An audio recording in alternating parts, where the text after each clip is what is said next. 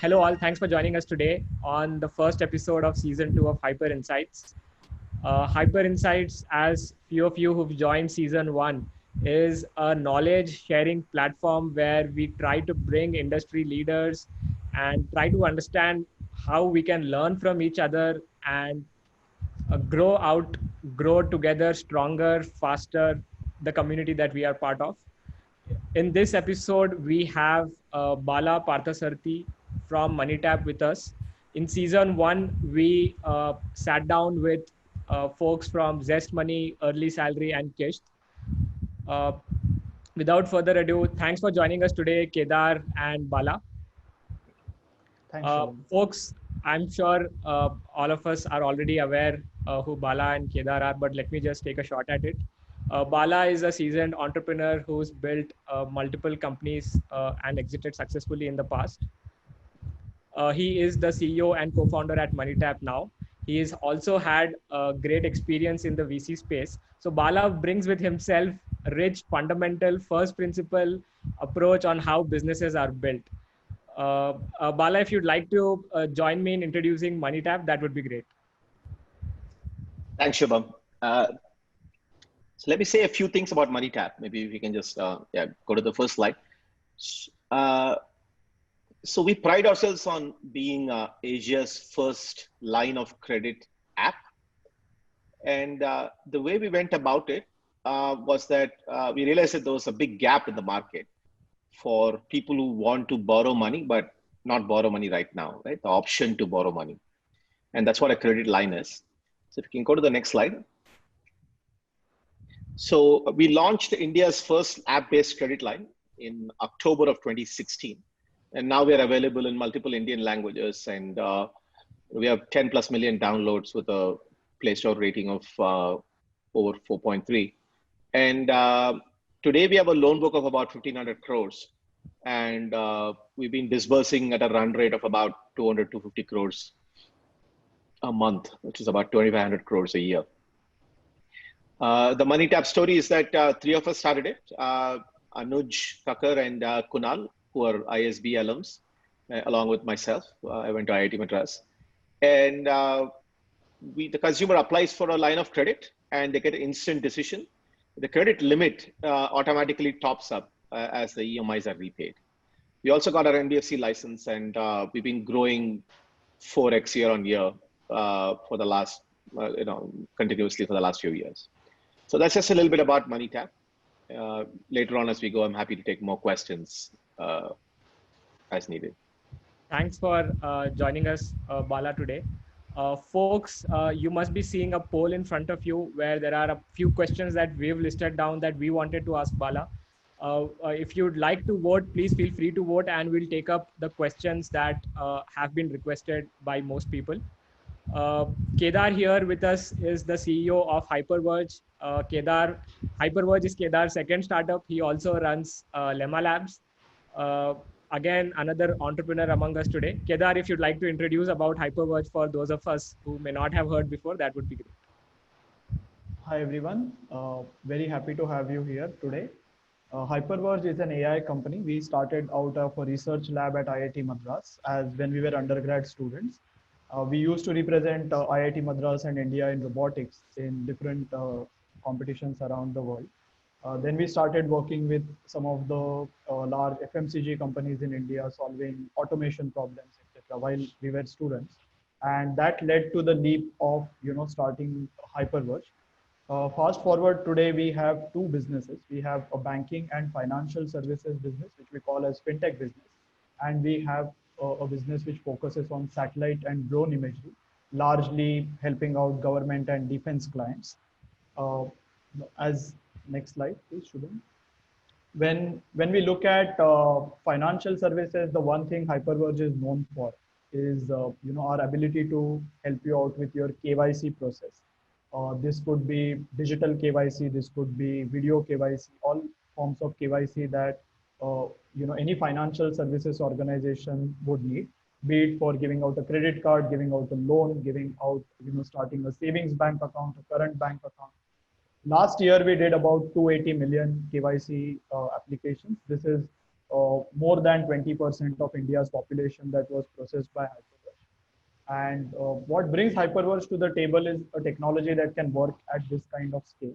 So when we look at the organizations that we are helping, you can see that. Shubham, if we can go to the next. Yeah. Uh, we can see some of the most marquee brands across our country, be it Jio, SBI cards, a whole lot of NBFCs, a whole lot of digital lenders, and these products pretty much reach every corner of India. So having technology that can work at this kind of a scale, with the kind of bandwidth challenges that we have in our country, and with the wide range of devices, you may be looking at about 1 lakh unique Android devices and all the iOS devices that we need to support. Uh, so this is what Hyperverse does. We are very happy to have Bala on this forum. My entrepreneur story, just as Shubham was mentioning, I remember having that doubt that after IIT Madras, should I do a startup or not?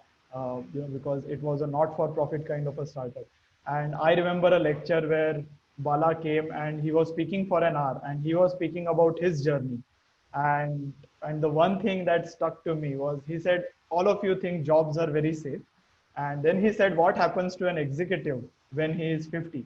And he mentioned that that executive is putting his neck on the line every 3 years, and one time they fail, they are out, and no one wants to have someone coming in right at the top, who is 55 or something. Everyone wants. He explained the principle that when promotions happen, it leads to a chain of happiness, and at a certain age, you don't want lateral hiring and all to happen. So that stuck me very hard. It was the first time I heard someone saying startups are safe and being an executive is risky. And and I think we have been associated with Bala from that day. He is an amazing first principles thinker. A whole lot of IIT Madras entrepreneurs and beyond have leveraged his ability to think clearly among when there is a lot of chaos. So really looking forward to this Hyper Insight. Thanks for bringing that up, Kedar. We will touch upon both your and Bala's entrepreneurial stints and your learnings later in the webinar, maybe towards the second half. So I think the poll has ended and the audience is not, they are equally spread out across all questions. Let me go ahead with the first question on remote onboarding. What I understand from the industry today is disbursements, etc., are not happening to the extent that they used to happen. And a lot of people are trying to innovate all systems, all processes, hoping for the new normal. When we come out of the whole moratorium thing in September, October, I'm sure there will be a surge in disbursements that we do. And I see many of us in this industry trying to prepare for that surge. So Bala, question is, how are you viewing this? How is remote onboarding going to be? How will you verify the customer's, let's say, identity, his address, in-person verification? How do you want to, how do you think people will be able to get confidence that I can lend out to these people without visiting him in person and make it happen digitally, fully digitally? It's a good question. So I think we're already seeing it. It's not that lending has completely stopped. We're still going. It's just to a little bit more limited extent. And one thing which is very clear is that all digital journey and trying to be completely remote is the way to go. Now, I think different people are trying this to a different extent. But in my view, the new normal is going to be that it's not that everything will be like just open at the end of August. This is what somehow we all seem to be under the impression that chalo abhi, it's mushkil hai, but one day, in 2 months later, the magic doors will open and we'll be really back to normal. I don't think it's going to be like that. I think it's going to be more like a whack-a-mole, right? Some Bangalore will flare up and then it'll go down, and then Mumbai will flare up, and some cities will go back again and re-flare up. It'll be like that. And one thing which is very clear is that mobility will be restricted. In other words, you cannot be sending people things to people's houses. People are very much more careful already now. When we are seeing on the ground today, when we send people just don't want you to come to their door, right? So this whole thing of collecting KYC in the door is just going to become more and more difficult because you don't want to deal with random people coming to your door. So I think remote onboarding is the only way to go. However, there are some regulatory hurdles which are still not fully solved, which do need to be solved. But that's where I think the focus needs to be. But it's a given to me that we all need to make the onboarding digital. Kedar, you having a vantage point from an onboarding perspective, because we see Hyperverge working with a few different companies on onboarding specifically. Any insights that you would like to share with all of us around what you are seeing happen in the market from your point of view? Right. So we were looking at this across NBFCs, across digital lenders, across telcos, and we all saw that there was a huge hit in April because I think everyone kind of put a pause, and everyone was assessing their internal plans. So I can understand that it was like a war room situation for maybe 15 days within every organization. And then different organizations have come back with different policies. A whole lot of them are giving out loans to their existing customers. They don't want exposure to new customers at this time because there they have the benefit of looking at who are their customers that are paying on time without reminders, all of that, right? And they can still continue to lend to that segment. I think in terms of new customer onboarding, the volumes are picking up, but they are picking up very slowly. So as people have been talking about that recovery curve, right, where the drop has been like a cliff, but the recovery is going to be very slow. Bala, what is your experience with this? How are you seeing business coming back, and in what form? How is MoneyTap right now dealing with this? I think it's pretty much the same way that you're describing it, Kedar. So the preference obviously is to the existing customers who have been repaying, and especially for a credit line product, we don't need to do anything, right? They just need to keep taking the money, and as long as they're paying back and they're not on a moratorium, they're free to take more money out. So we see a fairly healthy volume there. Actually, our repeat volume is pretty high right now. Wow. As far as new customers go, that's where the caution is. So the constraint right now is for us is mainly the confusion around moratorium, right? So people think they have moratorium. Some people don't understand what moratorium is. So it's a big sort of mess out there. But it is picking up. Every month we're seeing more and more volumes picking up. And the push has been for us also just heavily digital and digital flows. Well, a follow-up question to you here, because your product is unique in a way. It's a credit line, and these credit lines were approved and say looking at certain history, looking at how a user is income statements and all of that, right? Some assessment that was done at the beginning. Now with COVID, with the job losses and all of this, right? As in, is there a need for a fresh assessment to reset limits, etc., or you are still going with the limits that you guys had set then? No, we've already reset the limits. Okay. So we basically, I mean, obviously not for everybody. So because we have so much data, remember it's an app, so we're sitting on the app and collecting, all kinds of information, and the past performance of the customer, and we scrub the bureau sometimes. Right? So we have a fair amount of information, and then we mix it with other data like job data, for example, and more lockdown data, for example. So there's a fair amount of data that we have, and based on that, we have some cases increase the limit, some cases block the lines, some cases decrease the limit. So that we did in April itself, and now we are in the process of sort of slowly opening up, like the cities which are a little bit more open, where the lockdown is lifted, where we're kind of in the process of increasing those limits and opening up those lines. Last year, because we are on onboarding, we saw a crazy surge, right? In terms of everyone was lending, and we had so many new companies starting. Almost every week there was a new company that was starting that Hyperverge would have been talking to. So in terms of being able to see that, or maybe even I would say 60% of that, what would be the timeline that you would see when companies will come back to maybe 60% of the onboarding rates that we had, say, in Jan? I think it's going to be a direct function of the economy. And consumer sentiment. So if the recovery is V-shaped, which we're all hoping it's going to be, then I think then you're going to see that maybe not in January, maybe in March, right? Back to like last January's volumes. If it's going to be open but suddenly lockdown again, like what's going on in Chennai, and then it opens again, and then there's second wave and all of that, then I think all bets are off, because consumers need to start spending. Right now, there is a humongous demand contraction in the industry right now. So some of the consumer durable sales we're seeing are all sort of pent up demand, things which are broken fridge and broken AC and stuff like that. For the last 2 months of lockdown, people are going and buying. But beyond that, if you want discretionary spends and economic recovery, I think new lending is going to be directly related to that. I don't think, even though most people in the industry are, predicting sort of doomsday for a supply point of view, they're thinking that capital supply will dry up and, there won't be any money to lend. I fundamentally disagree with that. We're not seeing that.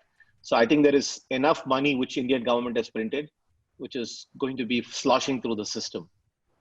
So I don't think it's a supply problem. I think it's a demand problem.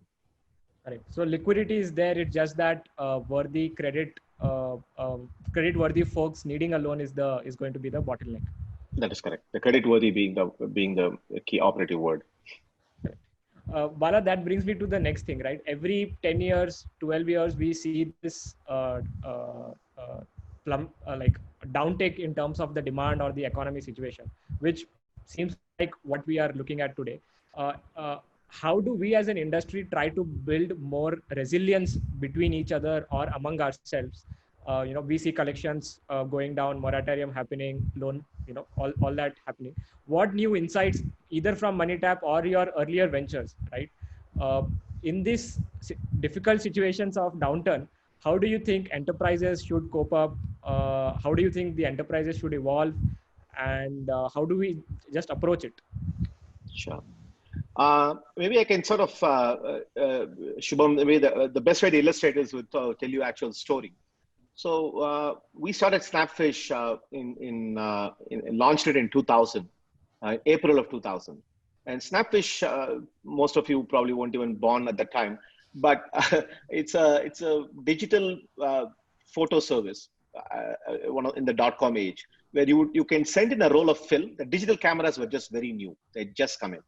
So you could send in a roll of film, and we will scan it and digitize it and put it on the net, right?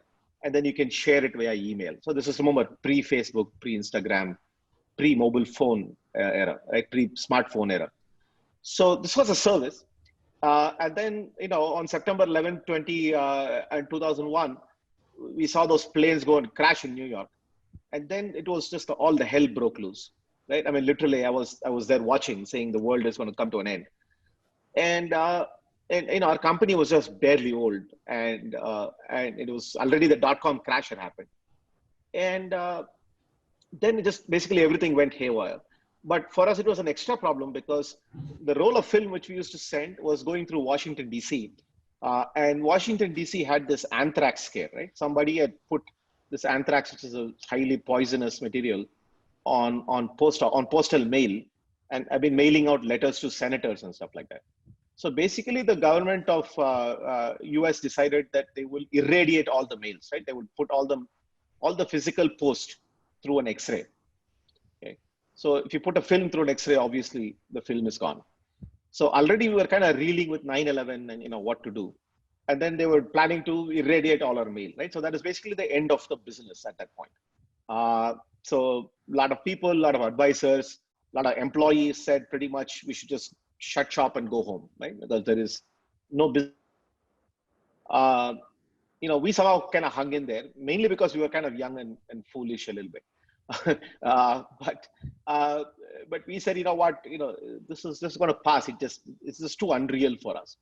Anyway, there's a lot of stuff happened after that.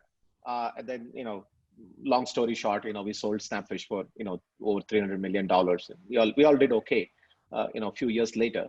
And 4 years later, we were doing about 1 billion prints a year through our systems, right? So it was kind of a classic story, but it was very brutal, right? We had to cut down the company from 200 people to 20 people, right? We had to lay off like 80% of the people we had just hired like 3 months ago. It was just, we had to change our office from like a super fancy office to, practically a slum in San Francisco. But you had to do what you had to do to survive. So the moral of the story is simple, and I don't think these times are that different. In fact, if you look at the absolute number of deaths in India as a percentage, and look at the statistics, the numbers are pretty small for a country of 1.4 billion people. We have whatever 8,000, 9,000 people dead. This is all nothing in the grand scheme of things in terms of the actual damage. But the psychological fear is real, and it's pretty severe. And the economic downturn is very real, and it's going to be very, very severe. So my takeaway is very simple. First of all, you have to survive to tell the story, right? It feels very good for me to tell you, how we survived and how we, made a lot of money. You too should be surviving and telling the story, because there's no pride in going under and then saying, what, COVID happened and I didn't do anything, right? So your job as an entrepreneur, it's your duty to your shareholders, to your employees, to yourselves, to figure out how you should survive. And the rule of thumb is at least 18 months, if possible, 24 months of runway, right? So if you need to have enough survival to be able to then solve the problems. The downturns will end sooner or later in one way or the other. It's unknowable right now exactly how this will end, but we all know it will end in some form. So you need to figure out however you're going to survive. If it means letting go of everybody except yourself, that's the only way you're going to get the runway. That's what you have to do, right? So first build yourself the runway. That is like the rule number one. And then once you've covered the runway, then you suddenly stop playing on the back foot, right? You need to play from the front feet always. As an entrepreneur, you can never be playing defense. No company will ever succeed by playing defense. So you need to figure out how you're going to get on the front foot if and when the downturn is over, right? You need to look for pivots. You need to look for opportunities. Now, if you're one of those few lucky companies which has got tailwinds, for example, online health or online education, then good for you, right? Then you don't need to think too much. But if you're like almost every other business that I'm seeing, about 95% of the businesses, which are impacted in some way or the other, directly or indirectly because of COVID, you need to look at other opportunities. You need to be placing some wild bets right now. This is the time to place bets.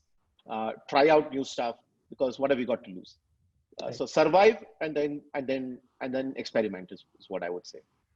Bala, the persistence key is very clear. I'd just like to park this conversation before we come back to whole entrepreneurial experience of both you and Kedar. I'd like to just take the Vietnam thing over right now. Given that MoneyTap has its presence in Vietnam, both Hyperverge and MoneyTap have its presence in India and Vietnam. I wanted to compare these two countries in terms of what similarities and what differences we have. Either from a COVID perspective, Vietnam, I think there are very, very few cases, so the demand is still there. And from a whole cultural perspective, how lending is approached. So quickly, if you could, or Kedar, if you'd like to go ahead here, Hyperverge has been in Vietnam for some time. What are the common, or let's go with differences first. What are the differences that you see in the lending space in India and Vietnam? Go ahead, Kedar.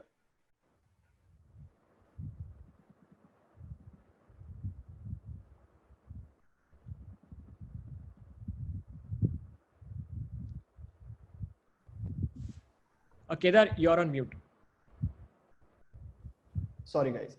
So India, to start with, is very regulated. Anything that you need to do needs a clear guideline from the regulator. You have to double check, triple check with the regulator. In Vietnam, what we have seen is it is possible that you do something and you take it to the regulator and say, you know what, this experiment is working, and is it okay to go ahead with this? So I think digitally, I would say, even if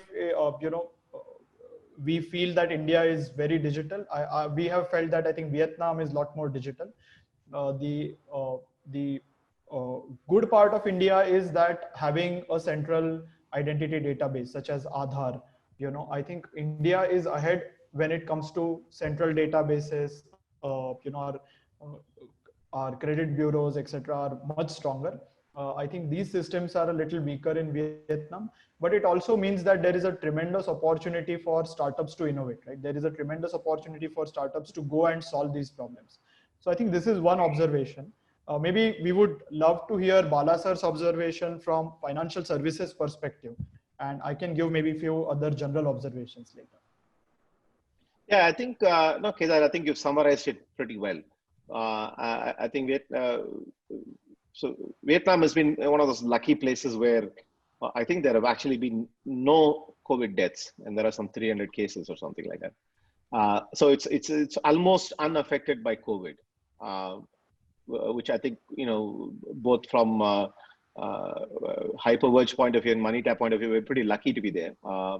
Of course, both our companies, we have spent years developing this market. It's not like a market you can easily jump into, but we see it as a very, very high potential market.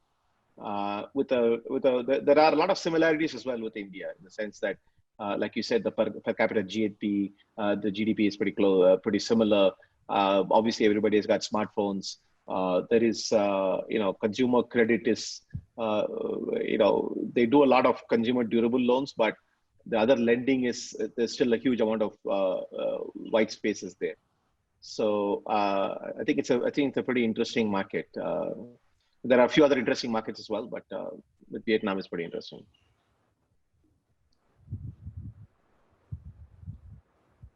Yeah, Shubham, the differences, if I have to add some, and not financial services related, I think overall, I think, the way we think about teams in India, the way we think about teams in US, and the way we think about teams in Vietnam, it's very different.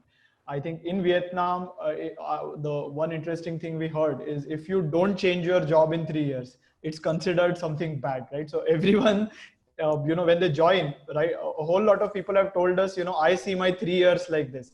In first year, I will do this. In second year, I will learn this. In third year, I will build few people, and I will be out. So I think that's something that we heard for the first time.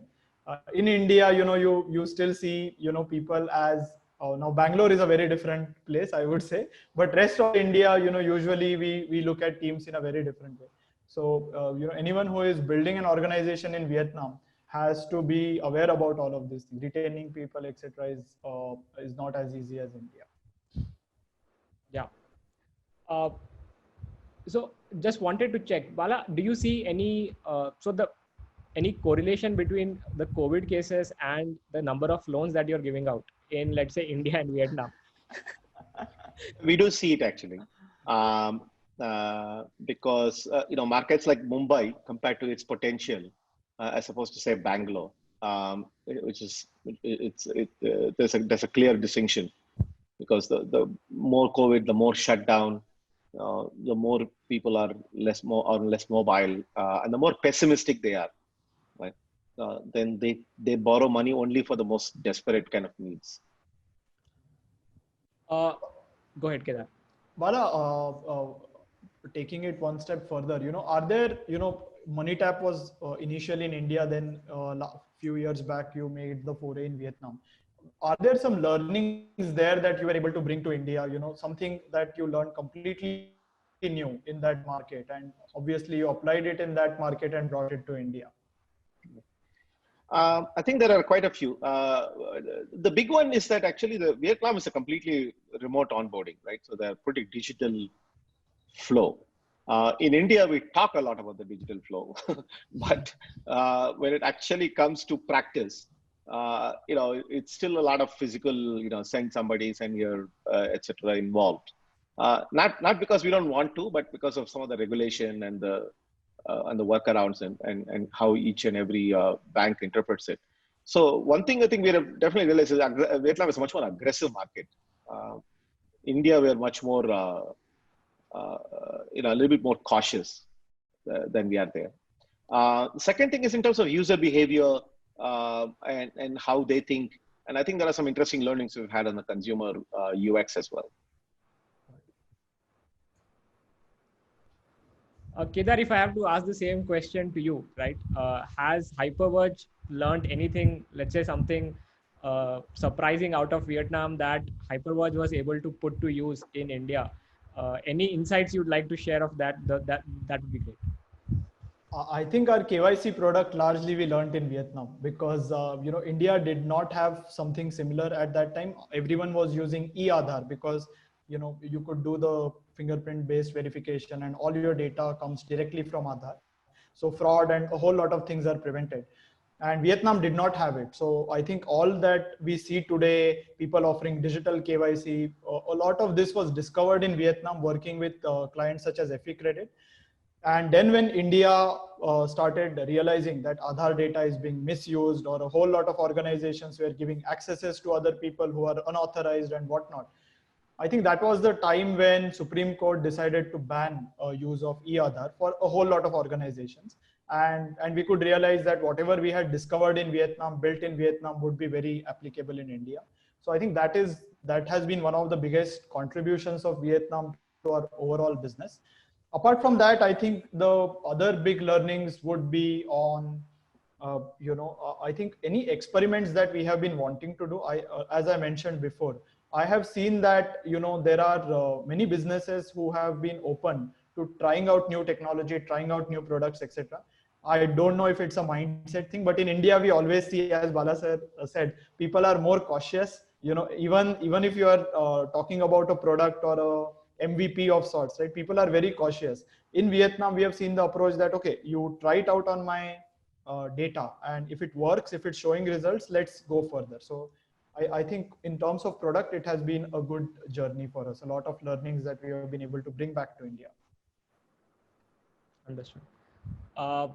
An open question to the panel, right? Before we move away from the whole Vietnam agenda point, would be any surprising insights that you have seen that you had expected not being the case when you went to Vietnam, but having been doing business there for some time, learned something that was totally surprising or out of the blue that one may have not intuitively guessed in terms of the financial services space there?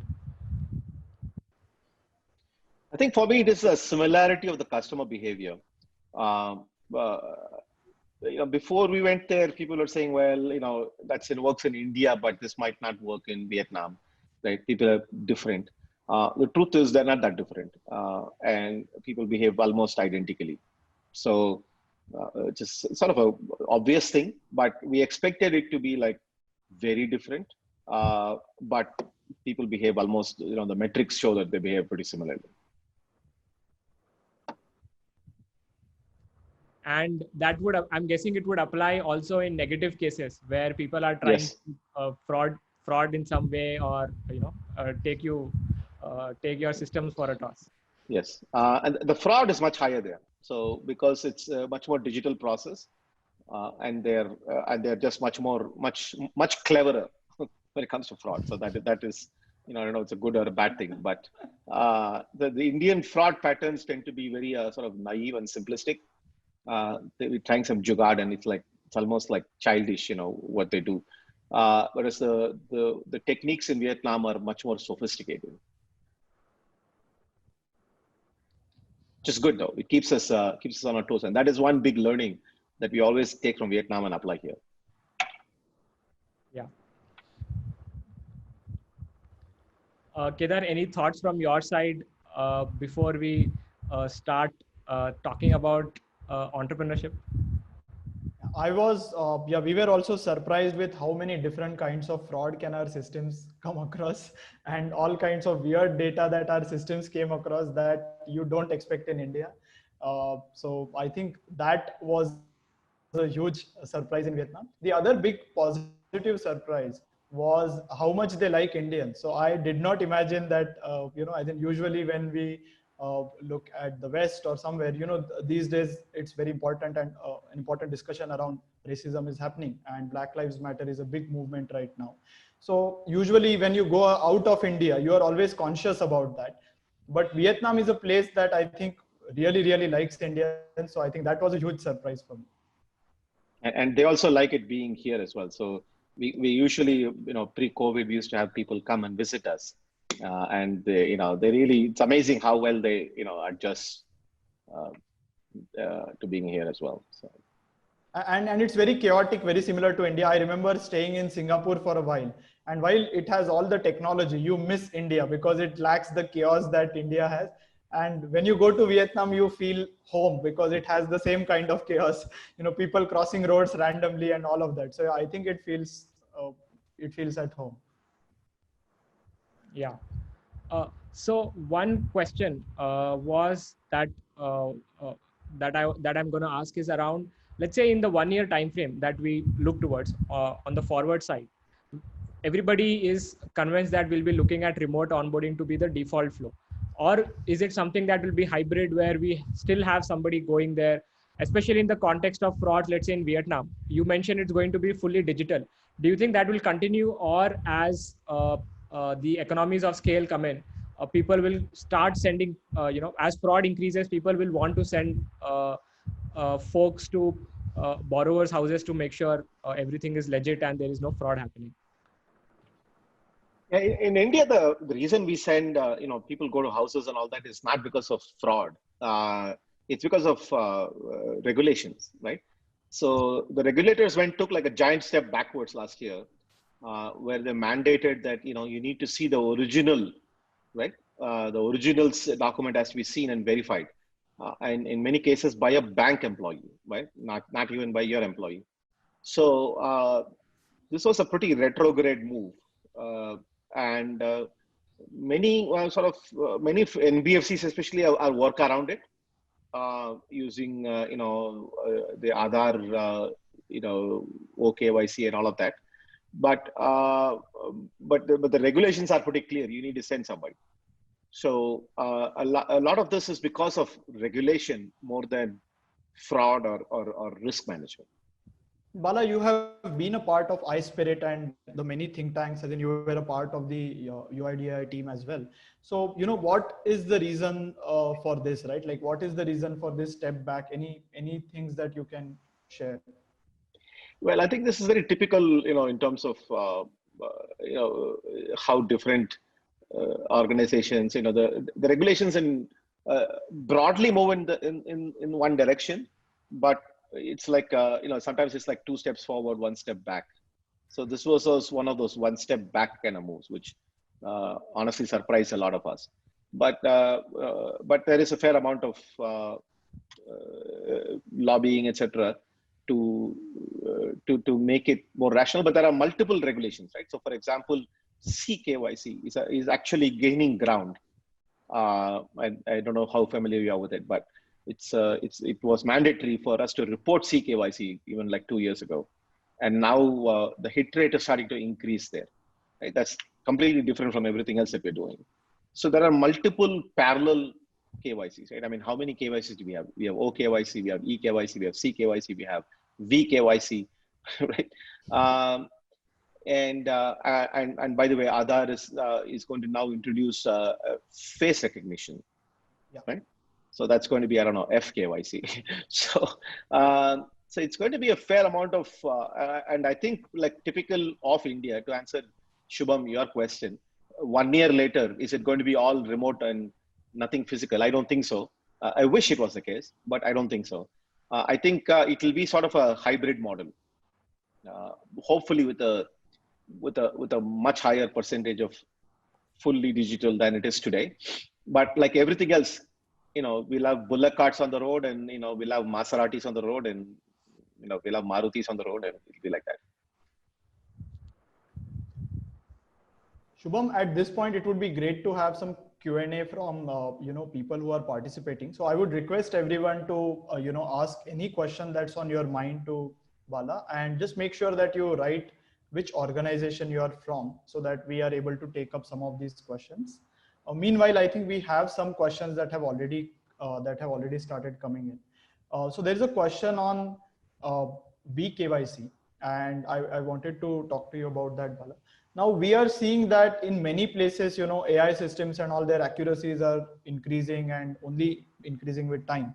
But from the regulation perspective, there is still that, that last step is not taken. Every process, even when VKYC came out, there still needs to be an agent on the other side, which can be completely an AI bot or something that can do it. So do you see that movement happening? As you said, it's still, there is still little more time before regulator will start trusting it, or there will always be a human in the loop one way or the other? I think that they will remove it.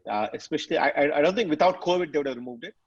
But because of COVID and physically, so right now there's a moratorium, so it doesn't matter. But when the moratorium is lifted and the banks are and everybody else is like, slow to lend and there's a lot of pressure, that's when I think they'll make that last step on the VKYC, which obviously makes sense, right? It doesn't make sense to have an agent go and do it. So I do think they will move it. It's just that they do it in baby steps. So that particular one, I'm very optimistic about. I would bet on that one, that particular thing. We have question on DigiLocker and it, ramping up as a onboarding medium. Any insights that you have to share on that? Yeah, I think it's not as widely used as it should be, but I do see a future for it, especially with AA and DigiLocker. There is a significant push, at least from iSpirit, that pushing for the use of it. It just logically makes sense. But I think the mass of people don't have it. I'm sure of the 44 people on this call, most people are not using DigiLocker. There's a question, interesting question around, let's say, sachetization of financial products in India. We see Zeta, we see Setu going towards, API for everything, trying to build a layer on top of banking. The question is around what are your thoughts on MoneyTap being an API platform for lending or financial services that any company can use to probably, issue out credit cards or something like that? You're giving me new ideas now. I do see saturation happening with the banks as sort of the underlying layers, and these people, Setus of the world and Zetas, providing pipes on top of it, and then having other companies build interesting applications on top of that. We have our own strategy on it. But it is aligned towards that one. We do believe that, I do think that's going to happen.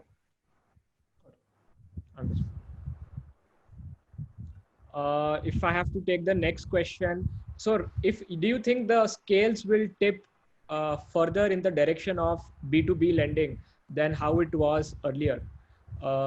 Let's say in this scenario or after we come out of this difficult time. B2B lending, matlab? Corporate lending? Yes. SME loans. Yeah. Look, for sure, SME loans is going to pick up. So it has to. But this is going to be directly related to the demand. But what is going to happen right now is that right now there's a contraction happening. Whether we are seeing it or not, it's happening. Restaurants are closing, shops are closing, right? So we are in the contractionary phase right now. And that has to end sooner or later for the sake of all of us. And after that, I think we're going to need credit.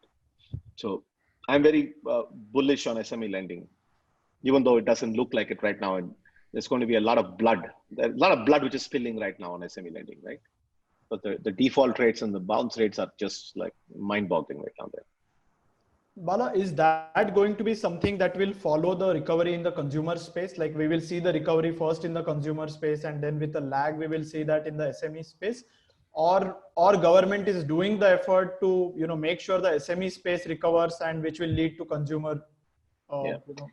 So this is a good question. It's a chicken and egg question, right? Whether the producer comes first or the consumer comes first. And the government is already doing on the producer side, right? So they are, mandating factories to open, and, they're trying to tell everybody there is no lockdown, please open, etc. Trying to bring migrant laborers back So they are trying to do what they can, and they're definitely trying to push credit into that through the public sector banks into the SMEs. But I don't know if production, if factories are open, shops are open. For example, in Bangalore, restaurants are open, and I went to a restaurant for the first time after 3 months.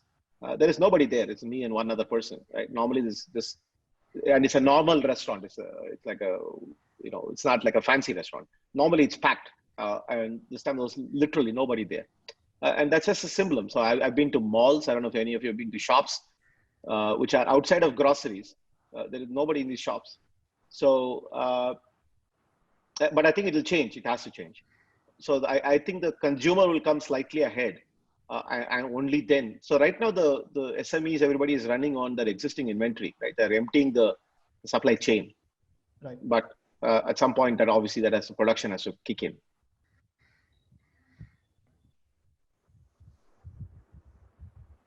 So I would say consumer first is the short answer. One more question, saying how does the panel see geopolitics playing a role in revival of demand? Yeah, quick thoughts if we on this, if the panel would like to say something. Yeah. That one, Kedar, you have to comment. No, he meant GEO politics. Okay, sorry. You should spell these things out. Yeah. Okay.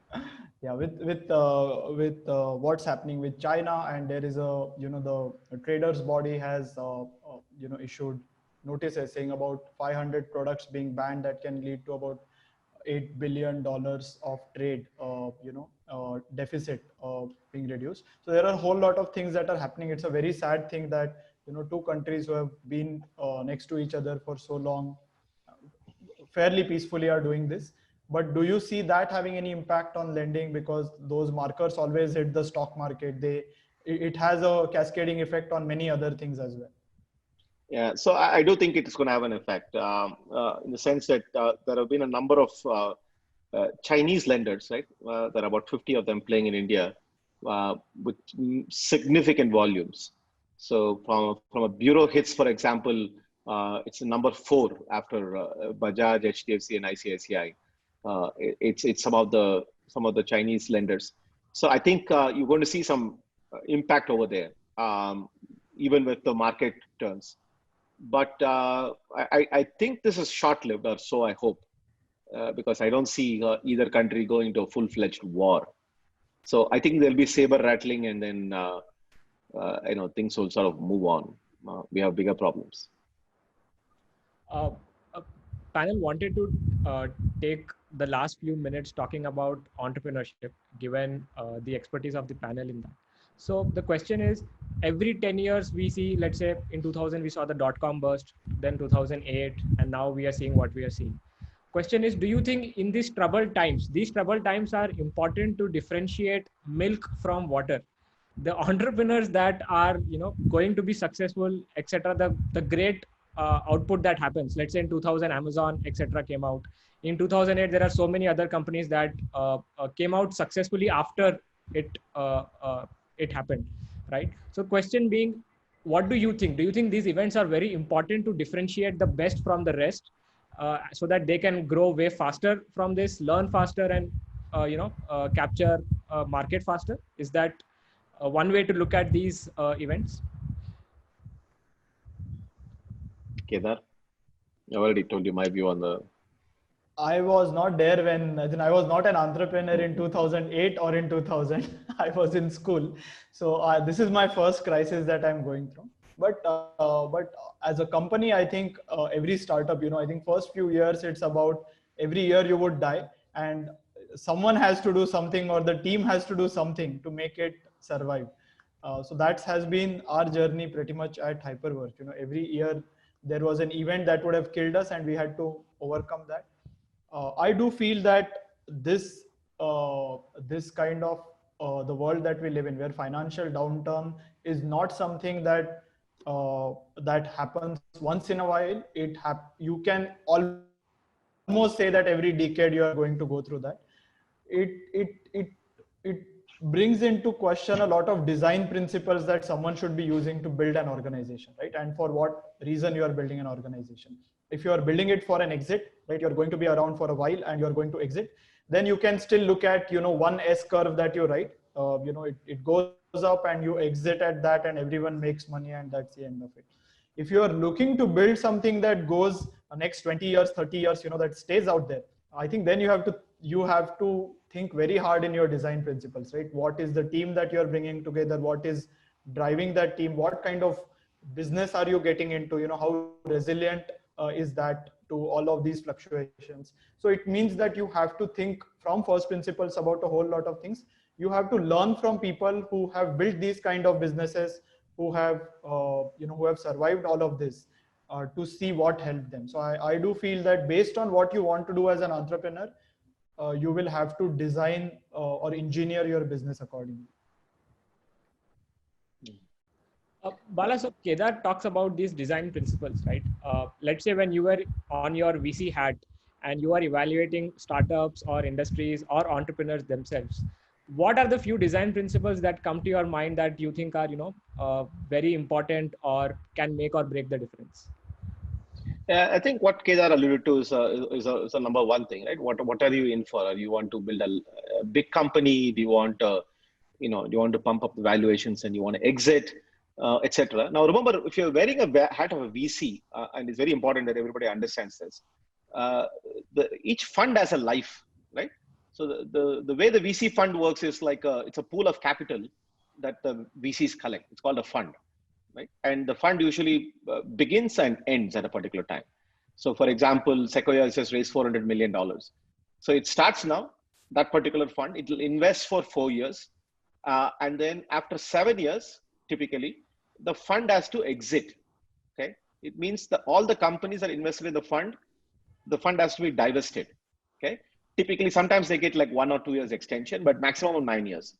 So the first question you should ask from a VC is that, what is your fund life and where are you in that life, right? For example, if your investor is putting on the 6th year, their horizon is 2 years.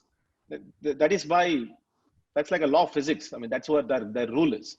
So their view is necessarily very short term for that particular investment.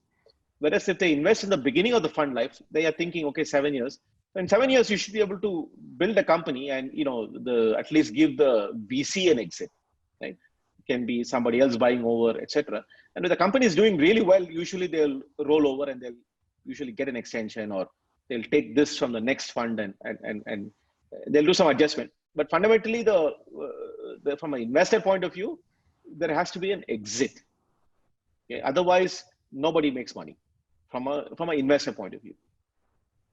Now, there are exceptions and all kinds of adjustments that they'll do. Right? If you're invested in Facebook and it's about to go public, they're not going to exit it, right? So they will wait. Does it make sense? Yes, that does.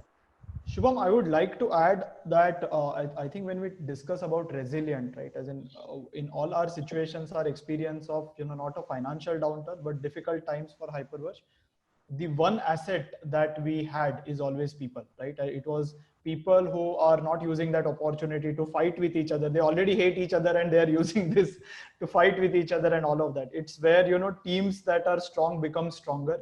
They work better with each other. They collaborate better with each other. They make sacrifices together. And all of that, I think, pays off rich dividends when, situation is back to normal. And as Bala mentioned, when you start playing on the front foot. So in playing on the front foot, the most important asset that will transition you from a back foot to a front foot is your team. And I think that's the most important design principle, as in, even if it's a business, as Bala mentioned, which is looking at just one S curve and exit, or multiple S curves and exit.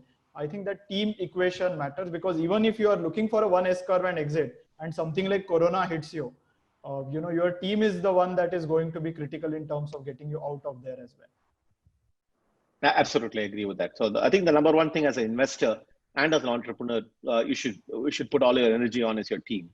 And especially times like this, it's a very clear difference between good teams and bad teams. Bad teams will be fighting with each other, right? They'll be finger pointing. whereas good teams just like put their head down and and pull together. And I see remarkable difference both in companies I've started and companies I've done about maybe 30 startups, maybe about 6 or 7 myself, and invested in the remaining. And I've seen a difference. And this is like a first, I would say, I agree with Kedar. This is like the first order rule number one, the difference between teams. So another thing we see during these troubled times is leaders deciding to place very, very big bets, right? Because this is a very good time. You have the time to reflect, time to take a step back and think from day-to-day execution.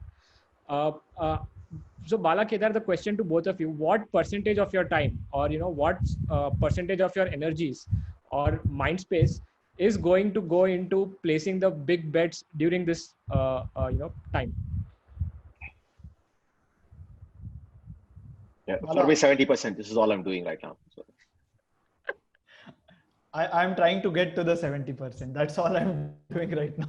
So I think it would have been maybe 30% of big bets thinking, or thinking 36 months ahead for me. Maybe as we went into COVID, and I realized that COVID is one of the best opportunities. As an entrepreneur, you lose so much time, right? You're traveling, you're catching flights, you're meeting people. Now suddenly COVID has given us that opportunity that if you had a 1-hour meeting, you don't need to do all of that. You don't need to dress up. You just wear a shirt. You may be wearing a shorts and you get on a meeting, right? So all of that has been compressed into a 1 hour time that you spend on it. So what would you do with rest of the time? I think I am trying to see how to move that time as much as possible to future. I'm not at 70% right now. I would be maybe at 40, and I would like to end COVID time with a 70. Yeah, I hope we all do. Any closing remarks, Kedar, from your side? We'll take it first and then we'll go to Bala. Or Bala, if you'd like to go first. No, Kedar should go first. So Bala, thanks for joining this. I think there is so much more that we can ask you, and there is so much more that you can share. I hope you remain with this forum and you participate more. And I think we had a preparatory call with Bala, and that call was supposed to be a 15 minutes call. And we went on for 1 hour, and finally we looked at time and it's not fair that we asked you 15 and it went on for an hour. I have already requested you for time next week. So I think that would also mean that, for everyone here, it would be important that you occasionally take out time and guide young startups. I think while a whole lot of them might be in the same space as you are, I think when we thought about you as the opening speaker for this season, we looked at Bala as someone who has done 30 startups, someone who has lost some hair, has spent many sleepless Thank you for nights. bringing that up, but yeah. Many sleepless nights solving these problems, right? And being a first principles thinker, maybe a single line you say may mean a year saved for some startup over here right now. Or the existence of a startup, rather. Or the survival of a startup here right now. Thank you very much for those very kind words, Kedar. So I do remember that IIT, they had invited me to, give a talk. And I walked into this hall, and most of the students, IIT students like myself, and I was also a student, had basically shown up for like chai and samosa. And people were like checked out, etc. And one of my friends, who was also hanging around, my own classmate, he was there. In the end, he said, he was kind of joking with me, saying, he gave a speech, but everybody came for chai samosa, and like, what's the point of all of this? And my answer was, look, I think so. In every time you give a seminar or a webinar or a talk, you only hope that some 10% of the people take something meaningful from it, right? And I don't know who the 10% is, but hopefully if 10% of the people took something away from an interaction, I would consider that a big success. So I'm actually gratified that Kedar, you were in that 10%, because it was not obvious then. But so I hope that in this webinar too, some of you got something out of it. Please do ping me on LinkedIn and connect with me outside. I'm happy to share whatever little I know, and I'm also learning. So the 1 hour call that Kedar is talking about, every interaction I have, whatever little I know, but I'm already also interested in constantly learning from you guys as well. So happy to contribute. Thanks a lot for your kind words, Bala. With that, I think we'll look to wrap this up. Thanks, panel. Thank you, Kedar. Thank you, Bala, for being here. Thank you, all the audience, for joining us today. I think we hit a peak of around 60, 70 participants. We have the feedback poll on Zoom, and feel free to reach out to any of us if you'd like to, talk about anything, or either MoneyTap or Hyperverge, or anybody can help you with anything. I think the essence of these 1-hour sessions we have on Saturday is for the community to come together and see what we can help out each other and grow faster, and at the end of the day make this world a better place. Cliche line. Yeah, with that, thank you all. We can wrap this up. Thank you very much, guys. Thanks, everyone.